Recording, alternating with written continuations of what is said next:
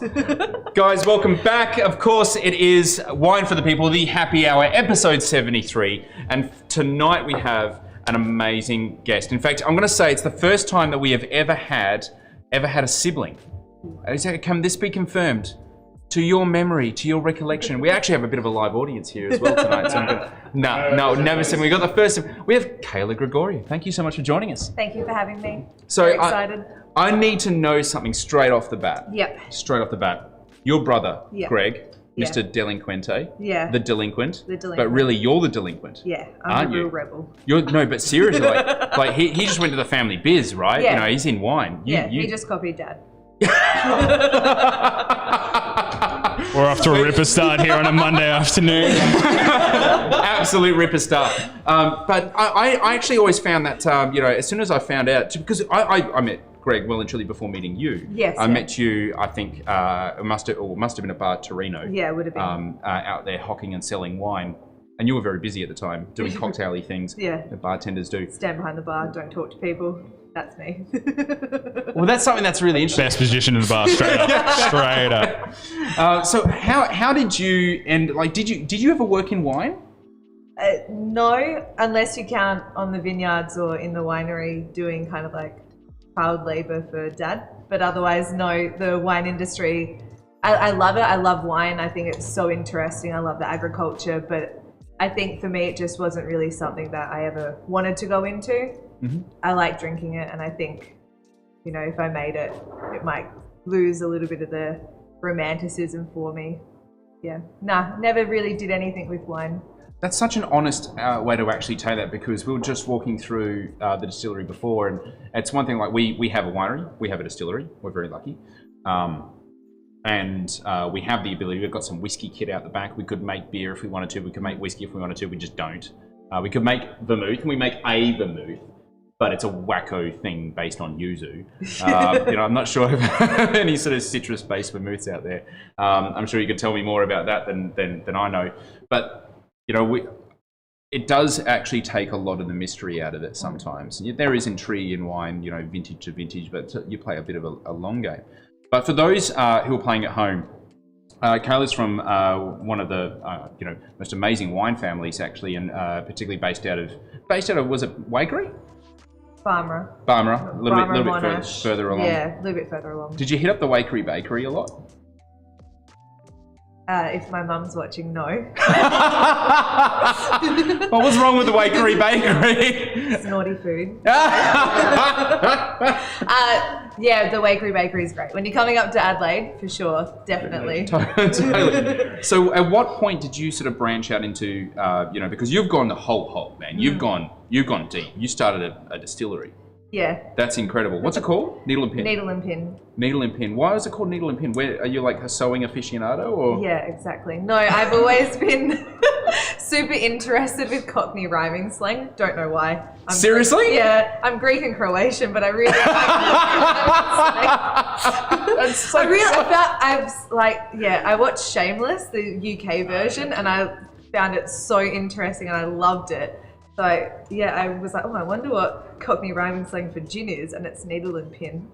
And so yeah. That's great. Yeah. That's really good. Oh, that is so good. I had no idea. Yeah, so it doesn't have like some people say that it's needle and pin, and then other people say there is no Cockney rhyming slang. But I kind of liked it, and I thought that's pretty cool. And that I'm on Shameless. Were you the only one in your sort of like group of friends that was fascinated with this sort of level of language? Yeah, I have a lot of friends that like languages, but maybe not so much Cockney slang. Not so much slang language. Because I feel like you could grow up and like it's Cockney slang's kind of dope if you get really good at it, because then you could literally grow up with a circle of friends. You have your own language, and you could be saying all sorts to other people. Do you know any? I want to know what's your favorite Cockney slang? Do you guys know any at all? Dog and bone. Dog and bone. Which is the phone, right? On the phone. Yeah. Trouble and strife, wife. Yeah, see, expert over here. I got nothing. I got absolutely nothing. There's a couple that I used to know. It's going to be stuck in the background of my head somewhere, deep in the annals of my mind. Dead horse. Dead horse? Sauce? Yeah. Yeah, no, nothing comes to mind. I want to know Brennan's expression, mind blown. yeah. That's coming from Sean Baxter. Noah's Ark. Is that Cockney rhyming slang? Really? For what? For what, Sean? Noah's Ark. Fuck. It works pretty well for me. I'm okay with that, to be honest. Well, straight into the comments. Justin, of course, the reigning champion of the first comment. Kerry Jicky, Aniket. Christina, no comment. Awesome name. Literally, that's the name. No comment. Saying hi. Ironic. Sue Bond, g'day. Bronwyn and fantastic. Shark. Noah's Ark. Shark. Nice. I'm into that. You should claim that, Noah. The shark spray. Shark spray. Shark spray. So you got into bartending. Yeah. First and foremost. Yeah. So How did that come about? it started off as a job while I was at uni, which I worked at a pub, the Glint Hotel back in the day, and and then Bar Torino was opening. It hadn't opened yet, and people were had the job adverts out, and Mum said, "Oh, like definitely apply for that. That's really cool. That's a great opportunity." I thought, "Oh, okay, yeah. I don't know anything." Walked in there, fudged a resume. Like definitely did not. They don't mind now. She's been there a while. I've been there 5 years. It doesn't matter. But yeah, from there, I guess I learned off some pretty cool people. One person that I always credit learning off of is a guy called Jamie Gardner, who's an amazing bartender. Knows so much about beers and wines and spirits, whiskeys, all the rest of it. He taught me a lot, and I just kind of fell in love with it. I like the creativity. I've always been a pretty creative person. But yeah, I love it. It's a great way to kind of do something different every day. I like coming up with drinks. I like serving people, but then at the same time, you do get quite frustrated with them.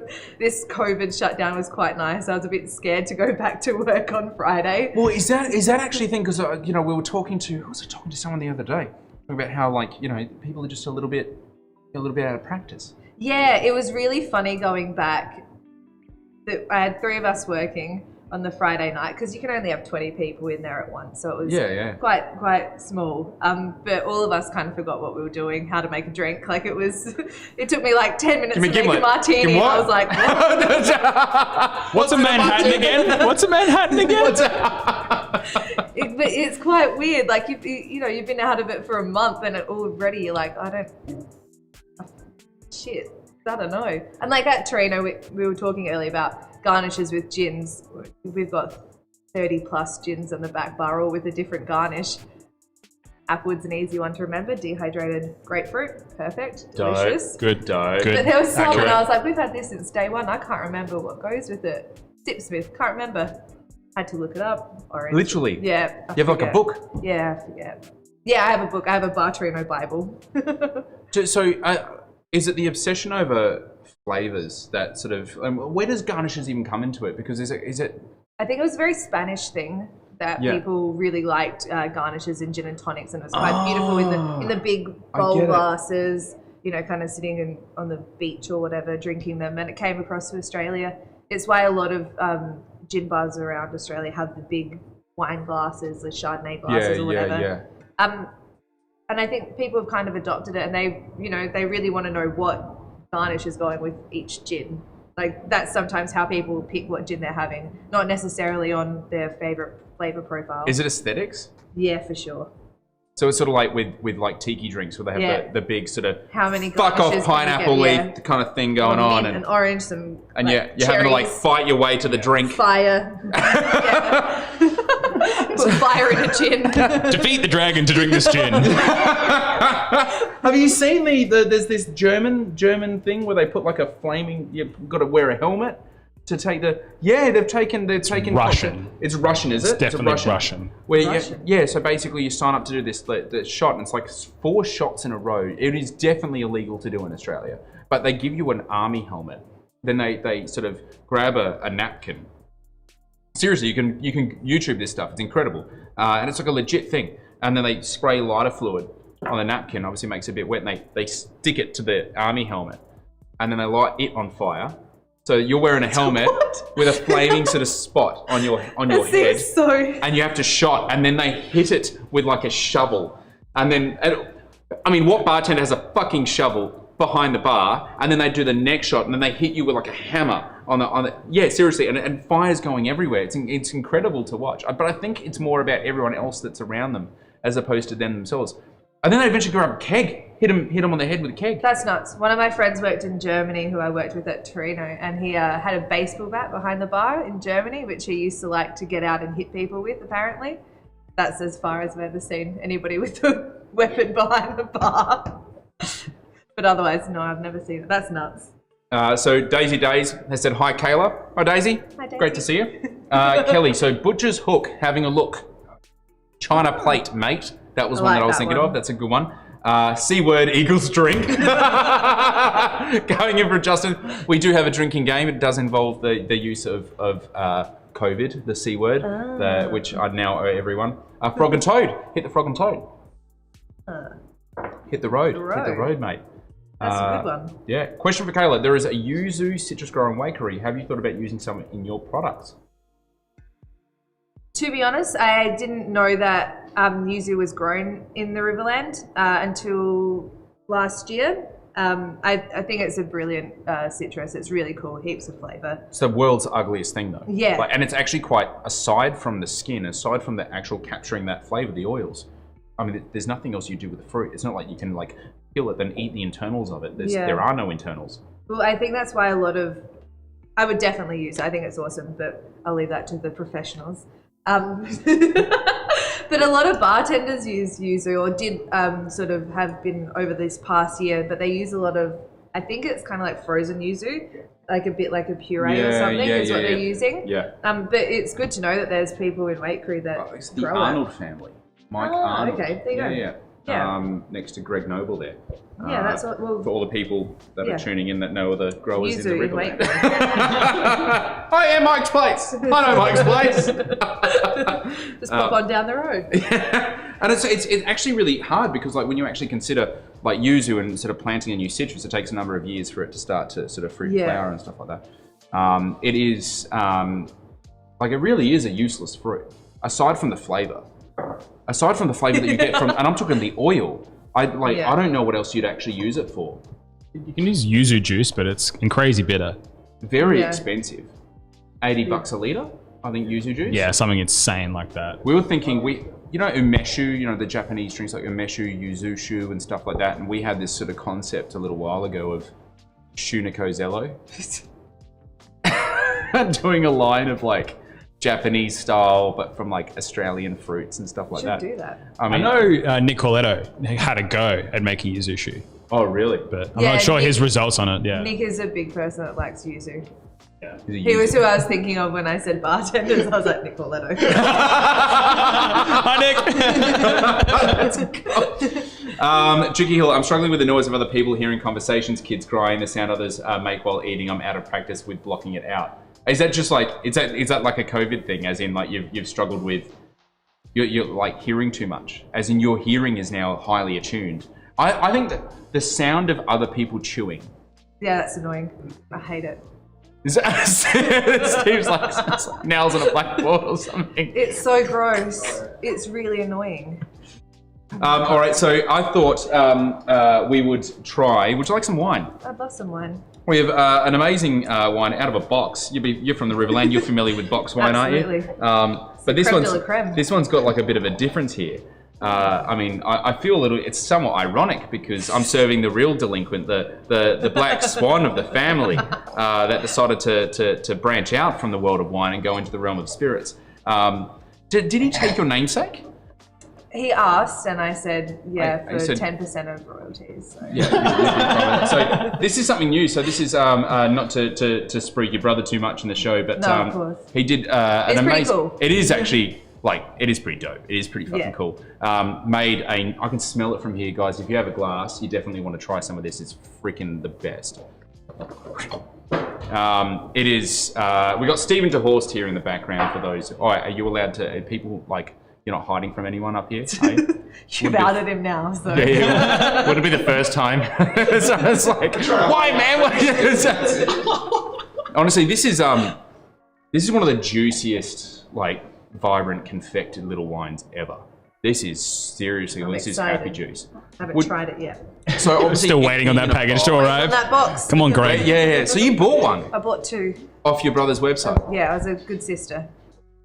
Bought 2. and have they arrived yet? No. Still waiting. When did you buy them? Last week. That's Ozpost. That's Ozpost. It's Ozpost. Blame Ozpost. No, he did a good job. I think he's sold out online, which was pretty cool. So yeah, if you find it, I think maybe through some online retailers, you should definitely get a box. Pretty cheap.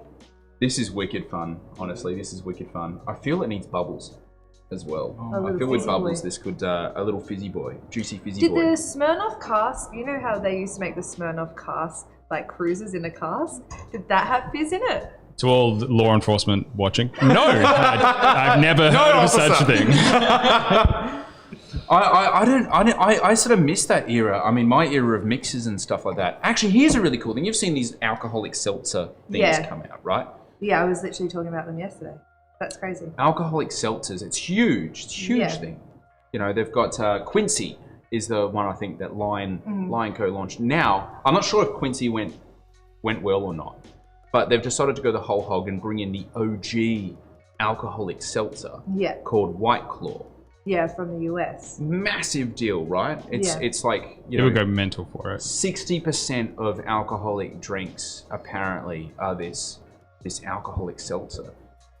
Which sounds like, and you're looking at me going, alcoholic seltzer. And that's what I thought too. But it's apparently such a big deal that, like, for a lot of people, my friend who I work with, Jin Kawa, who went to college in the US, said that it's like a big thing for people to drink over there because there's like no added sugar, so it's like 0 calorie. It's like Everclear, but with flavoring and soda water. It's So a udel. Yeah. It's a UDL, but with no calories. So people are just like in the States, bloody oath. So Not bloody oath. But they're like excited by it, and apparently it's a massive thing. and this is the reason why I think the whole category is going to bomb in this country. Nothing can beat a cruiser. Pineapple cruiser. Nothing can beat it. Yeah. So why are they even trying? And I did a bit of research into this. You know the reason why White Claw is so popular in the States? It's not because of the calorie thing. Oh. It's really freaking cheap. Oh. It's really, really cheap. I didn't realize how cheap White Claw actually was. How cheap Whenever- is it? Cheaper than soft drink. That's terrifying. It's like beer in Thailand. No, because it's brewed. It's not distilled. So apparently it's not even Everclear. What it is they brew it. It's at least this is what my research was showing. They brew it and they come under a different part of the tax So it's system. a bit like, They basically brew it and then hit it with a fuckload of carbon, get rid of the flavor, get rid of everything, and then they go, now we have an alcoholic base, it's like 4%, but it hasn't come from any distilled stuff. so they don't actually have to call it a distilled spirit. No, because it's not. It's a brewed spirit. If you go on White Claw's website, it is a brewed product. That's nuts. So it's a bit like, I don't think it was lemon ruskies, but something else that used like sherry essentially as their base. Yeah. It was like aromatized wine that they used as their base, but sold it as like an RTD.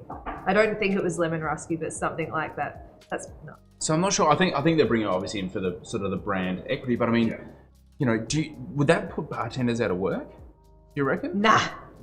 Do you see any Bartenders will fight. You're dreaming. Bartenders will find a way to make it an awesome cocktail. Yeah. That's got to be their mixer. Yeah. Unless cruisers came out with like cool ways for you to like put it into a glass and make it look pretty. We saw what Coke did. See what Coke did with they've changed they've got like a line of mixers, Coke as in Coca-Cola. Coca-Cola. But they've got like Coca-Cola like rich and Coca-Cola opulent and Coca-Cola, and they're in tiny little like beaver tree like bottles. Yeah, I'll show you a photo. If guys check out. Is it still Coca-Cola? It is still Coca-Cola, and it's like a premium mixers thing, and it's incredible. These things, bartender, when you're like, oh, I'll just have this, and would you feel weird, like serving that like to a customer and going, you know But what? has that got something mixed in with it? No, so it's like different. So Coca-Cola herbal, Coca-Cola smoky, Coca-Cola spicy, so it's a bit Coca-Cola like I want my woody. bourbon, but with Coca-Cola woody. Bit of woody, yeah. Bit of woody. Yeah.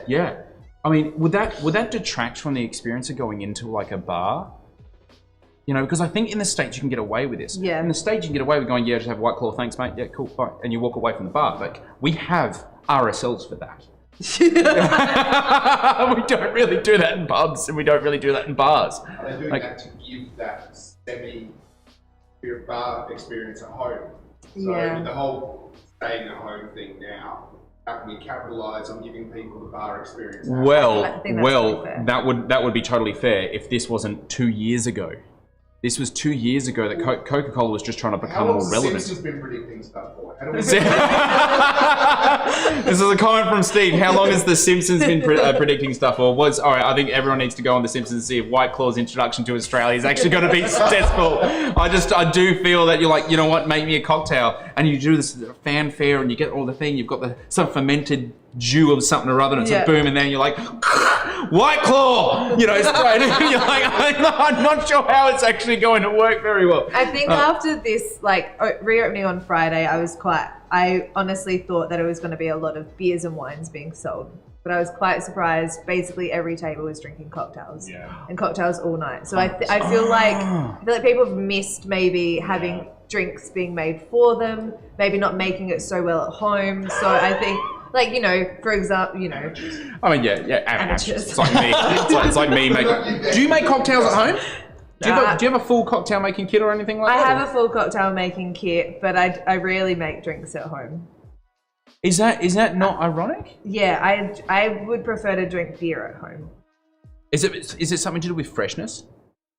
Maybe, or maybe it's also like, you know, a painter's house is unpainted or something? I have to squeeze a lemon. I've been doing that all week. I can't be bothered. Okay. So. Look, it's the same as it's the same as a winemaker. It's like knocks off has a beer. It's just that you take away the thinking side of things. It's like this is my relaxation beverage rather than like no bartender can make a bad cocktail at home. Which is like I can't drink that. It's just like you've been juicing lemons all week. Oh, I don't want to juice another bloody lemon.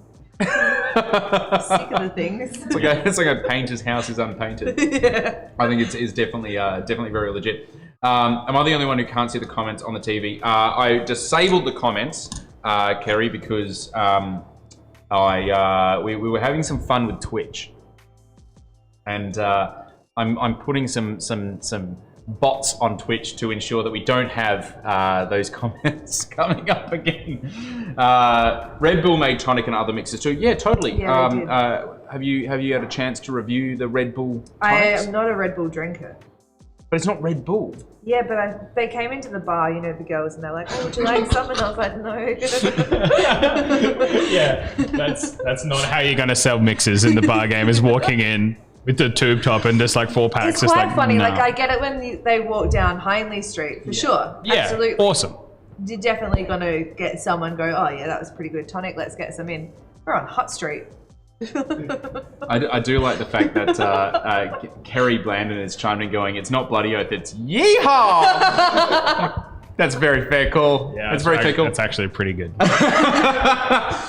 Kerry's actually come up with a bunch of really cool calls recently, and there was one that I didn't actually acknowledge, but we're talking about what rhymes with orange. Talking about orange wine and the like. She said maybe there can be an accent on floor age. Orange and floor age. Which is actually really, when you put your mind to it, it's actually really smart. It's really, really pretty cool. Try to sell that. If anyone think could, about it. Kerry could. But tell us, what is the defining difference? Because we were also talking about this before as well, because there is a big difference between, in the world that sort of we tend to roll in, which is SOMs, wine folk. The wine folk, the wine wankers of the world. We're in Australia. It's an endearing term.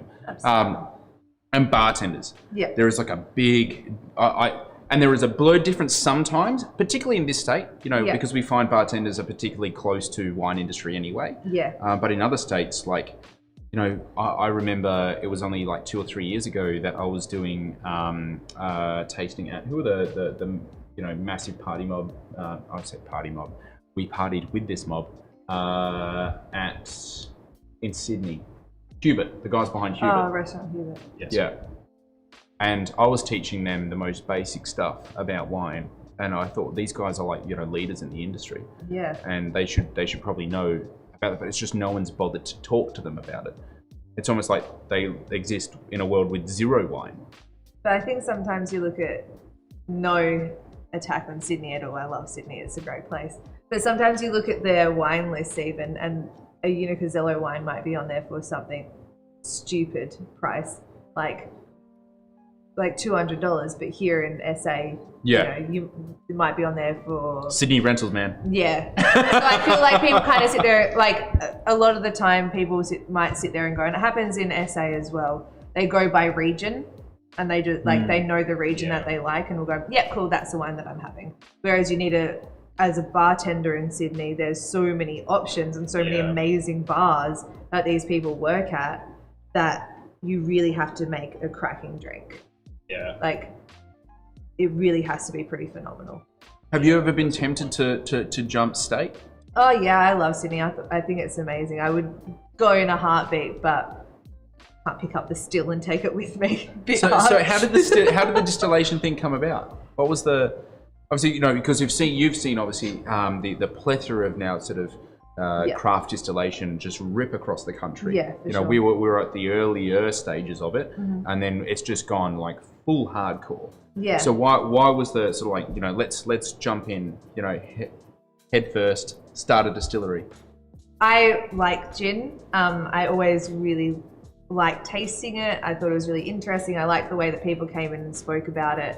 But there was a few, not necessarily from South Australia. I think that like South Australia makes phenomenal gin, but a few interstate that I thought, that's a bit average, could do better. You're like, so good. You can take the girl out of the Riverland. Can't take the Riverland out of the girl. But there's like some amazing gins around the world, and I really wanted to showcase. For me, it was the Riverland. Like for yourself, it's about the natives, and it's about this amazing produce that you have around you. And I grew up in the Riverland. It's still what I call home, and I really wanted to show that it's not just, similarly to Greg, it's not just goon sacks and berry juice. And Almond Co, Almond Hut. We've got a lot more than that. Like, and there's amazing produce out there, and you know, sometimes people don't necessarily know that. When they think of wine regions, people might automatically go Adelaide Hills, McLaren Vale, Barossa. Riverland makes a butt-ton more wine. Literally. Like a more. metric shitload more. Yeah, and I wanted to do the same thing with gin, show that we make some pretty. What's this? Stuff. You brought this for us as well. Yes. This is. I've already smelled this. I haven't had a chance to try it. In fact, do you reckon we'll grab some glass? Oh yeah, hell yeah.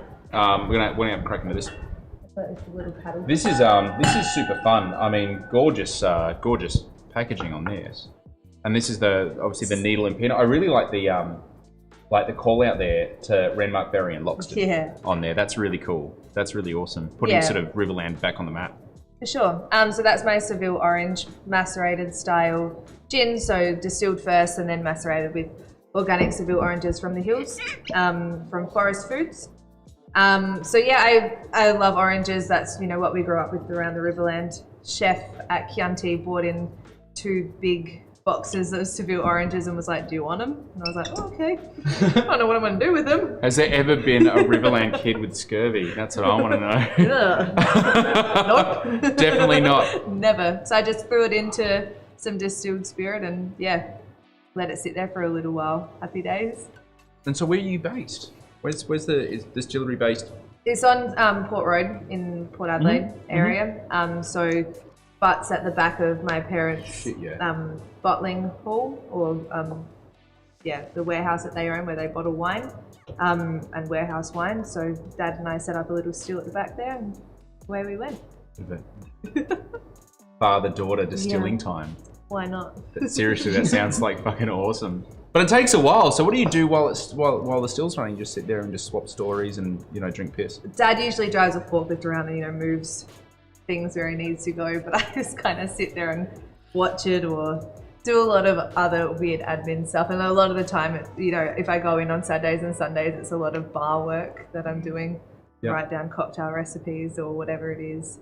But otherwise, it's not nearly as quick as 12 minutes. It definitely takes a lot longer than that to heat up. We're going through the old steel certainly. You know, direct elements would take about an hour and a half or 2 hours to properly heat up. These new ones are just like Porsche. It's upgrading from a Corolla to a Porsche. It's a little click on. You don't need the key into the ignition. No, absolutely not. You just look at it and it starts running. Stilling to say, sir. it's a pretty decadent thing, but they're very expensive. How would you serve this? How would you I think it's pretty straight cool. up G&Ts? I think it's pretty cool just on some ice. Yep. Pretty happy days. But a lot of people quite like it with soda. Yeah, right. Yeah, rather than tonic. Again, is it a calories thing or is it the fact because there's like a lot of orange on this? It's actually I think sometimes tonic can make it a bit sweeter or like kind of dilute the flavor a little bit or take away that orangey flavor. So soda water just kind of gives it some effervescence without kind of really taking too much away of the flavor. So the crew at Bar Torino. Yeah. Bar Torino, of course, shares a wall with Chianti. Yeah. You know this the eponymous Italian restaurant really of Adelaide. Family, amazing family as well. Yeah. Were they surprised in sort of because I would have thought when Bar Torino opened up it would have been a wine focus because they've always been very heavily involved in the wine industry. Yeah. Was it the kids also rebelling as well? Well, Frank had always wanted a bar. That was his like big dream, wanting a bar. Nick always wanted a bar, so Frank sent Nick and our then head chef off to Spain. I think for about 6 months they lived there. Chef learned to cook paella and worked over there for a bit. Nick worked in a pub. He has some pretty gnarly stories of like lighting the bar on fire. And just, I'm in Spain. Yeah, and just being there until stupid hours in the morning. But yeah, they came back. They opened up Bar Torino, more of like a tapas and gin style bar. I think at the time, we're talking like 5.5 years ago now, Adelaide maybe wasn't ready for tapas. They didn't really understand it. It wasn't really a thing. Traditional small tapas, so like single serve things. Yeah. People didn't really get. So it's kind of evolved into more of a European style bar and restaurant, bigger plates. We've got obviously pastas and stuff like that, but still kind of authentically gin focused, but heaps of wine as well, obviously. So it's basically a mishmash now of Italian, Greek, and Croatian culture. It's like just been sort of pushed together. Well, talking about tapas, I just got addicted to Gildas. Oh yeah, they're great, right? They were on the menu when we first opened, and everyone was like, "What's a Gilda?" Gilda. Adelaideans, you disappoint me. Anyway, you've brought an amazing wine, obviously to blind taste, which I'm very much looking forward to having a crack into. Noah is going to do the honors. Thank you very much, Noah. Game on. Have you played options before, Kayla? Pardon? Have you played options or no. Blind wine tasting? Okay, sweet. Oh, like I've done it for work, but no. It's the same. It's pretty much the same. Well, Noah, would you like to ask the question? Yeah, I'll run options. Cool. It's easy. My lovely mother, Perry Cutter, really cool glass. I really apologize. I'll take the full glass. Yeah, driving down the hill. No, it's to avoid like an overzealous swell. Oh yeah, Because the black glasses are really disorienting. You don't know how much is in there. You don't know the color of them, and we have had people that have just gone, you know what, boom, and it's just gone. Have you ever watched The Only Way Is Essex? Before? No, I'm the only person. No. Yeah, a little bit. Yeah, right. That's what these glasses remind me of, kind of being in Marbella, drinking gins. I need a straw.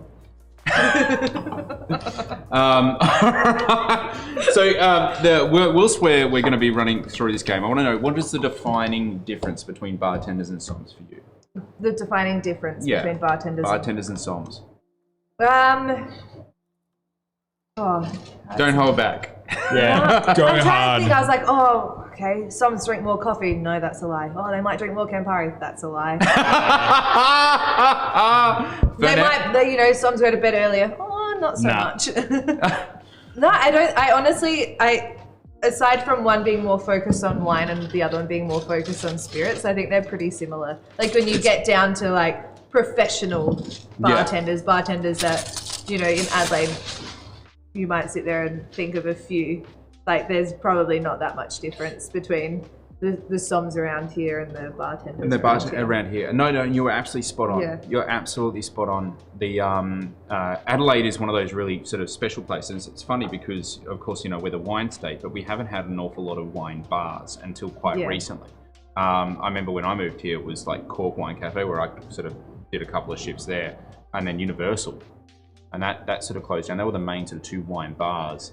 And it's a bit odd for a place of our reputation, global reputation, to only have like a handful of wine bars. But then we saw that obviously the small bar movement sort of rip through here, maybe 8 or 9 years ago. And the bartenders, and sort of what I'm getting at is, quite often in Sydney, Melbourne, they're known for like these sort of globally renowned bartenders who can't tell me anything about wine. I think you can't get away with that here in Adelaide. I just don't think you should be a globally renowned bartender if you know nothing about basically half of the world's alcohol consumption. I think there's... Contentious but fair. Contentious but fair. Which kind of leads me to believe that maybe Adelaide has potentially the best bartenders in the country. I would vote pretty highly on that, actually. And there's some pretty awesome bartenders. Got some great crop here. I also think we're starting to see a movement, especially with young people. A lot of bartenders, they're not all young, but there's some aged veterans that are doing an incredible job in the bartending scene in Australia. But the ability for a young person to move here and actually go through things like home ownership we've talked about before. Like it's actually affordable here inside Adelaide as opposed to other. Well, maybe not now. Maybe Sydney might get a little bit cheaper. But I think the proximity to such raw produce. You talk about being from the Riverland. Yeah. Find me another hub of citrus. Across Australia that people are talking about every time that limes go out of season. Of course, it's like a scab grab. And there's people in I think Sydney and Brisbane have like a lime guy. He's like, this is my guy, and he gets me my box of limes, and it's like stupidly expensive. It's like $90 a box or something. And you get like 2 litres of juice out of it. Nothing out of it. I'm constantly surprised though. What are you guys doing? Spider, massive spider. Oh, really? Feed up. Kill it with fire. Nah, got it. He's trapped now. He's trapped now. It's all good. We'll deal with him after. I'll take him outside afterwards. It's fine. We don't really have that problem. Yeah. At all. We have sort of year-round supply of most things, and we just don't have enough people to be able to swallow it all up anyway. So, Adelaide's in a really sort of blessed position, isn't it? Yeah, we're in a pretty lucky position. We've got great produce. Yeah, great wine, great materials, wine, beer, spirits. Shit you want to put in your mouth. Yeah. Adelaide does it best. Good chefs. Great chocolate people. Great chocolate people. All right, let's delve headfirst into this. Let's have a play of blind tasting. Let's do it. Righty. Is it red or is it white? Am I supposed to answer this? Because I know. Yeah, no, you don't need to answer. I know the wine though.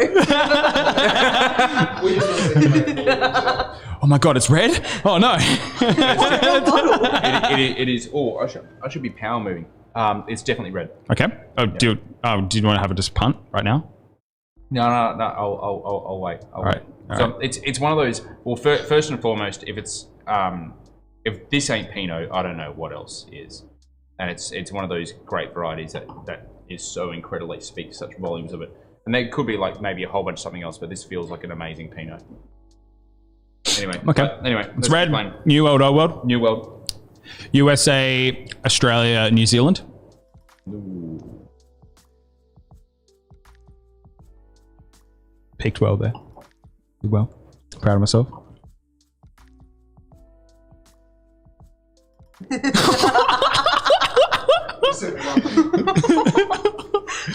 So I'm gonna Rain Man on you, bro. 3,463. Only quote anyone knows from Rain. Yeah. Have you seen my movie, The Rain Man? Tom Cruise is starring actor. All right. Let's. I think it's New Zealand. It's Australia. Right. Impressive. It's impressive. Mm-hmm. It's a really good one. That's one of my faves. It's awesome one. It's awesome one. Is this from Victoria, South Australia, Tasmania? Again, tough. This is dainty and elegant and fresh. This is like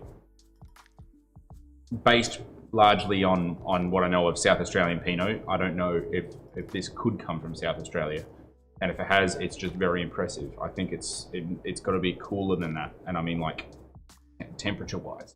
Yeah. So like Victoria, Tassie, I'm leaning towards Tassie. It's Tassie. Cool. Yeah, it could have been like Mornington or something, but this is Tassie. I can't really pick part of Tassie, but the northern part. Yeah, it's the northern. Yeah, it's the northern part. It's the northern part. Is this Pinot Noir, Gamay? And those are my only two options I'm giving you. So I don't know what else this could be from Tasmania. It's Pinot. Yeah, it's Pinot. What was the point? The fact that this is actually really interesting. So the reason that gives it away, Pinot has this, and particular Pinot that's made this way. This is quite herbaceous. Yeah, feels like it's been fermented with like the whole bunches. So it's not just the berries themselves. It's been fermented with the stems, and you can pick that up. But Pinot has, they call it pinosity, which is the world's worst descriptor of this. It's like, it just tastes like Pinot. And there is like a degree of that. You don't think it tastes pinosity, because it is like you smell it straight away. You don't even need to taste it to know that what you're actually drinking is Pinot. Now, there's plenty of Pinots that are grown in like Margaret River, in Adelaide Hills, that you smell and you actually need to wonder whether or not what you're drinking is Pinot or really, really lightly handled Syrah. But this could definitely not be anything other than that. Like, it's definitely Pinot. And that's a testament to Tasmania and Tasmania's ability. Now, Tasmania, we were reading quite recently the amount of hectares of vineyard in Tasmania. And this is actually quite remarkable. So, and I'm pretty confident I'm remembering the number right. Was it 40? It's between 40 and 70. There's nothing. There's like no. You know, Queensland has like 2,500 hectares of grapes, nuts. and Tasmania, the entirety of Tasmania is like 40 to 70 hectares of grapes. Yet I shit you not. It's actually really hard to find grapes. And Steve's like, really? Like, no, it just has such a reputation. Like there's so many producers that come out of Tasmania, though. Yeah, I think there's different producers, but not. They don't make volume. Yeah, there's just really cool. Even sort of big, larger producers like Shaw and Smith who have Toll Puddle. They don't make a lot of Toll Puddle. You know, there's not a lot going around. There's just not a lot of grapes there. It's just amazing, the fact that, and I think it's just the cost and the logistical difficulty, the fact that yields are so low. It's actually quite one of the most amazing places to grow grapes. Anyway, I'm monologuing. Cool. Is this a 18, 17, or 19? 19, 18, 17. Just make it a bit more chronological. It's not from 1918. It's definitely not from 1917. 2019, 2018, and 2017. I quit. I think it's fresh. I think it's pretty fresh. I'm gonna go 19. It's 18. Wow, cool. Producer, I think this is the more fun one here. All right. Are we gonna go with 2 Ton Tasmania, Ricky Bobby? Mm-hmm. Is this Meadowbank? Mm-hmm. Is this Domain Simha? Shit. They're 3 really good producers. 3 of my favorite producers. I agree. Ricky Bobby, insane wine. Some of the best value wines in the country. Reggie amazing. Meadowbank. I'm actually feeling this is Domain Simmer. Bing. Hit the correct button. Yeah, well done. Oh, that's amazing. Yeah. That was very good. These are quite incredible. So this is Navneet Singh, and he's amazing. And they actually came from Adelaide. Ah, yeah, they ran cool. the Hilton. And they also ran Sommeliers Australia here before, like picking everything up like 8 years ago and just hightailing it off to and another winemaker that makes gin. Yeah, they make an incredible gin. Have you been to the bar there? No. It's really cool. It's a really cool bar. This is actually fantastic. Check this out, Domain Simha. Yeah, they make amazing wine. They do a really great job of like Riesling as well, and Chardonnay. It's absolutely incredible. They do a really cool field blend as well. Yeah. So my lovely mother is trying to say Kayla is a wonderful bar attendant. She's a bartender. Thank you. She served me many, many times at Bar Torino. She would definitely be missing you. She lives in Queensland now. Oh. I love the theatre of a good bar attendant. I mean bartender. And as far as wine, if they ask me what I feel like drinking and can give me a recommendation, they've got me. The young lady sitting next to you does exactly that. Oh. There you go. Lots of love. Anyway, we're not going to let you get out of here without having the ability to be able to play the game that we just played. So no, but we've got a bit of a twist this time. We've got a bit of a twist. I'm going to make it a little bit more fun because we know that wine isn't necessarily the thing that you do on a daily basis. So we've definitely. First, do you have any dietaries? No. Great, that's fine. That's good. I don't like sardines. So, no, we've got no. Actually, we've got Guess the fish. No, but please grab a bottle off the back of the wall here. I don't know what these are. Noah has wrapped these up and then mixed these up and ensured that they're all actually Austrian. As we found out. Austrian. I have no idea. I don't know, but I wish I'd looked at the lid now. Thank you very much, Noah. I actually stickered the lid so you have no one has any idea. Yeah, Noah's really particular about this, and I'm very, very glad. Hey, this is an amazing wine. Yeah. This is really, really good. So, when did you discover these people? I was introduced. Chianti had a field blend of. Oh, of yeah, theirs. true. I think it must have been last year now because I can't say this year is basically over. But yeah, I discovered the field blend. I thought it was delicious. And Pinot. I love Pinot. I'm a big. If I'm drinking wine, it's usually some sort of French style or something like that. Yeah. Love a good lighter style red or pretty textural Happy Days white. So, out of your brother's wines, Yeah. if you had to choose, Yeah. what's the one that gets you just absolutely Weeping fine? Juan. Weeping Juan. Yes, the pet nut. I love it. That's actually pretty cool. Pet nat. Have you the rise and rise of pet nat? Yeah. I know we're playing around with a few different things at the moment regarding pet nats. We do feel like life is just better with bubbles. Yeah, for I sure. think everything with a bit of bubbles Love is really good. How would you use pet nat though from a cocktail perspective? Oh, spritz it up. So you reckon it's fine Vermouth, pet nat, soda. Because quite often they Fun talk about garnish. things like Ochre, prosecco, pet nat. Ochre. pet nat spritz, or limoncello. Or limoncello. Yeah, hell yeah, limoncello With spritz white pet underrated. nat. Do you want me to- We need our Mando back. The Mandarin liqueur. Riverland Mandos. Lovely yeah, Mando. absolutely. Decapons. Seriously, that's what they are. Decapons. Because we can't call them. We can't call them what they're called in Australia. Not possible. Not bueno. It's owned by Woolworths. They're called Sumos. Sumo citrus. Have you seen these things? No. That's why It's like broccolini. We can't call broccolini because it's owned by Woolworths, the name. Seriously? Yeah, so you have to call it like broccoletti. I found this out. Broccolini's 2 pretty weeks good. ago. Yeah. I'm alright to. I'll give up broccolini for broccoletti. Yeah, broccoleti's cute. It is pretty cute. But decapon sounds more woggy. Here's the comment. Broccoletti. Yes, life is better with bubbles. Yes, Kayla, weeping Juan for the win. For the win.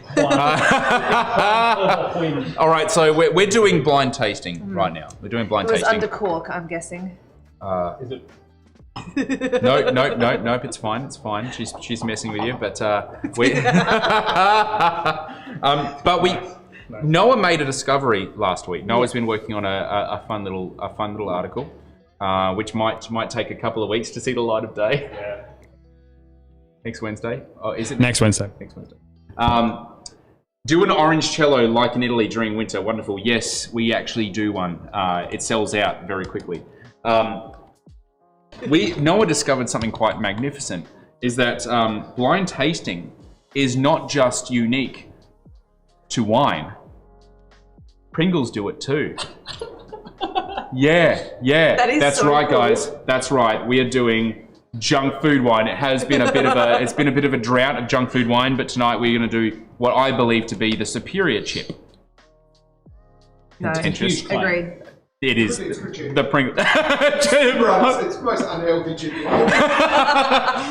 So there is the what's the flavor, the WTF Pringles. They don't tell you what the fuck it is, and we have to try to guess. So we thought to level the odds, and we actually do have also. It literally says sweet and savory flavor snack. It doesn't even tell you on the back.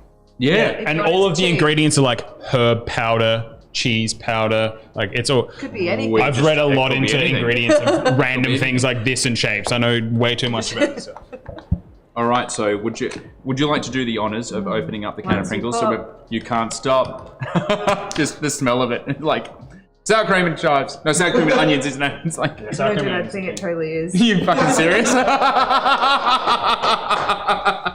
No, that's the power move. That's the power move. Oh yeah, we're right.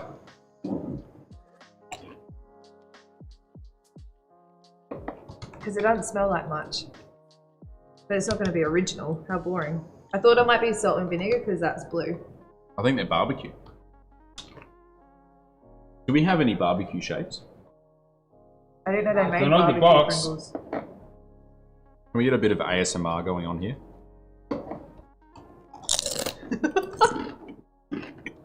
I'll do it into this mic, dude. This will go. It's not fried chicken. That's the crunch you want to eat. All right, ready?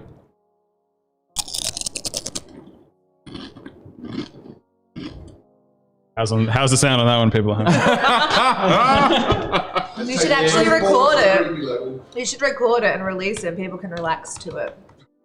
I find it a very relaxing, Hey, what, relaxing sound. listening to people eating chips? No. Steve's died. All right. Noah, do a kickflip comes from Polo. Brazier. Hi, Paul. How are you? I can't kickflip. You know this. All right, so let's dive in. Oh, this is a luscious. I'll shove in the comments down, so Noah will let you know what we're tasting and guessing at home. Yeah, we're guessing. We don't know what it is. Oh, what's the Pringle flavor? The Pringle flavor. Laura, is there any barbecue shape and sour cream shapes? Pringles. The other one. Yeah, Pringles. there's other flavors over there. It doesn't taste like a whole lot though. Yeah, we smashed them all on Friday. There's none left. No, it's heaps. I was unaware that they made a barbecue flavor. I just can't believe they made this before. Yeah, rude. Or The the OG ones, the real ones. they recently released like corn chips for Pringle style. Oh no, corn chip Pringles. Yeah. Sour cream. I don't know. You tell me. No, it can't be this one because it's got no colour on it. Yeah, but maybe. They negated the Nah, color on it. they couldn't do that. No way. Not No sour way. cream. No. Maybe it's just like a mystery blend. How do you know Find though? the Do you first peel off the clues. thing? So there's clues on the website that That have. is a heel of Italy. Oh. So That is a heel of Is there an Italy. Italian flavour? Ooh. no, so it's not even one of the Pringles flavors. So it's an actual Oh. completely new flavor. Oh, then it's nothing flavour because it doesn't taste like anything. Like So cheese. I'm pretty confident this is carbonara flavored Pringles. Yeah, like cheese and nothingness. Dissing carbonara a bit, but yeah, I reckon these must taste like cheese and nothing. Noah is remarkably accurate. Yeah, that's so weird. I look- How much Pringles do Honestly, you eat? think. Seriously, taste that and think carbonara. No, I taste bacon. Yeah. It's carbonara. This is what's happening, folks. That's crazy. Pringles are coming out. You heard it here first. $10,000. Guess the flavor. Yeah, guess the Send flavor. it in. Send it in. Everyone needs to send it I right. actually checked on the packaging. It's too late. Oh. Too late. I'm Are sorry. you just going to guess carbonara without even trying it? Yes. All right, no, comments down. Comments down, yeah, please. Yeah. Please keep them down. All right. All right. All right, let's have some fun. Is this red wine or white wine? Reb. Oh, you're in the game now as well, Kayla. It's a red one. It's a red. Yeah, it's red one. Is this from the New World or is it from the Old World? Man, I've had this before. It's possible. This one's. Old World. Oh, this is Old World. Yeah, it's Old World. Are we going? Chile, France, Austria. Well, it's not Austria, you said. Double bluff, who knows? Chile. It's odd because I was actually.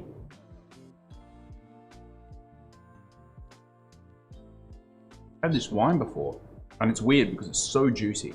Yeah. It is so incredibly Which actually juicy. makes me think that it's not Chile. Yeah. But it's like I've seen some sort of Argentinian Malbecs that look like this. I actually, to be honest, I thought it was Italian of all places, which sort of leads me back to maybe Austria, Blaufränkisch territory. Like Blaufränkisch as I know Blaufränkisch, not like the ones that we've had before. You know, this is super juicy. Fuck, what is this? I think Sticking with Chile. you're sticking with Chile. I'm going France. This is France. Okay. Loire, Beaujolais, Burgundy. Wow. That's where I was actually thinking as well, because I don't think this would come in a Beaujolais. I don't think it's coming in a Burgundy. Can't be Burgundy. Too juicy. Super juicy. Yeah. This is like juicy epitomized. Like this is fantastically juicy, and not in like a confected, not in like your bro's box wine way. Yeah. Like this has got density. I think it's a Cabernet Franc. I reckon this is a really cool, non-herbaceous like Cabernet Franc. Because there's heaps of depth. Yeah, Loire. It's Berg. Fuck. This is Burgundy. Nah, Really? you're a liar. Is it? The importer's a liar. We'll go vintage. Or What's up with the importers bringing in atypical Berg? don't talk shit about this importer. That is my hot recommendation, dude. Don't do that. You might piss off some people. This is Francabout wine. This is a Francabout wine. This is our distributor. They distribute our wine. What's the fuck with these importers bringing all this natchy stuff from Burgundy? Now you have to run through the catalogue in juicy. your brain of what they actually I don't know, seriously. I can't pronounce half the shit they bring in. They bring in some fancy piss. They bring in some really fancy stuff, but this is so juicy. It's delicious. It's like a really, really rich Berg. Okay. It's just. Well, it's Pinot. So, it's Pinot. Cool story. It's Pinot. Yeah. No, that's the thing. I can't smell penosity on this, and that's actually really quite frustrating because it smells like a. Honestly, the only thing that I was thinking, I thought this was Northern Italian Saperavi. That's how dense. Yeah. Wow. That's how dense and juicy this fucker is. I don't. This must have come from a very warm vintage in Burgundy. It occasionally happens. Was this 18, 17, or 16 then? Just guess. Just punt now. That's the game. 2015 was a warm vintage. 2017. Yeah, it's 17. Yeah. That's all I can really do. Is it Givry Chambertin? Givry. No. No. Okay. No fucking clue. Oh, it is. No, it is Givry. Sorry, never mind. My apologies. All right, Givry Chambertin, not Givry Chambertin. So yeah, they tend to be a little bit richer and denser. But this is next level dense. Francois Lump. He's actually known as like inside Burgundy producers collect this dude Yeah, it's delicious. because like value for money. It's purely a value for money. This guy punches. So do you have a glass there, Steve? I'd like your take on this because you're a bit of a Berg hound. You're a bit of a Pinot hound. But It's pretty tasty. But Burgundy is a very cool, like cold place. And you've tasted the great Pinots from across Adelaide Hills, from the really great producers that we have here. and we're known in reference to Burgundy as pretty hot in comparison. But that wine there, you know, that could have come from Morocco. That's actually pretty dense. It feels like it's heavier than what a Pinot. Yeah, absolutely. If you were to reference that against the Pinot we just sort of tried out of Tassie, it sort of poles apart. I'm quite surprised. I'd like to know a little bit more. So Givry is a Premier Cru that sort of has such a close name to Gevrey Chambertin, which is a Grand Cru. This is next level odd. I mean, it's cool, thrilling drinking, but that's good fun. Probably needs some time to open up. I'm gonna say. You've done an old decant. It's hard to do in such a short amount of time. Real question is, can you use Pringles in flash? Now that's a brilliant idea. I want to see. We're at 6, so we're at 6. Oh, thanks. I've got a timekeeper here. We do have, because it is homegrown-y week. We do have Henry Hammersley, our awesome brand ambassador based in Melbourne, have the crew of Peaches, one of the most amazing venues that I've ever partied at. Out at his house, ready to actually click the live button. So we're going to have to wait for the Pringles flash to count. But I do agree. You will not do it without me. Yeah, I agree that should be tested. Guys, thank you so much for chiming in. We'll be back same time tomorrow. Kayla, thank you so much for joining us and telling us about your story. Buy the shit out of her gin. It is linked up into the description. It's very... The Seville, do you have plenty of that? Heaps. Yeah, cool. Because seriously, that's the soda thing. Yeah. Because it pretty much smells like Fanta without the confectedness. It's actually super delicious. Boozy Fanta's pretty good. Anyway, guys, thank you so much. Catch you tomorrow night.